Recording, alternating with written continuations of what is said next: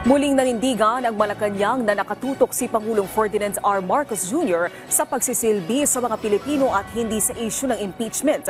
Ayon kay Palace Press Officer Undersecretary Claire Castro, mas prioridad ng Pangulo na pagtugon sa mga hamon sa bansa, partikular ang pagbibigay ng murang bigas at iba pang bilihin, gayon din ang pagpapabuti sa pamumuhay ng mga Pilipino. Gaya ng sinabi ng Pangulo, hayaan na lang ang Senado na tumutok sa issue.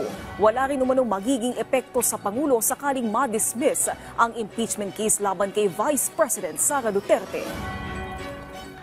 Unang-una po, hindi po kasama ang Pangulo sa debate doon sa Senado.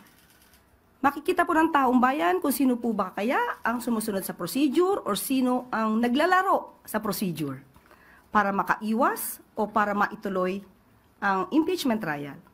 Sa Pangulo po, sa ngayon, uulitin po natin, hindi po kasi focus ng Pangulo ang impeachment, pero ayon din naman po sa Pangulo, ito po'y pangkalahatan.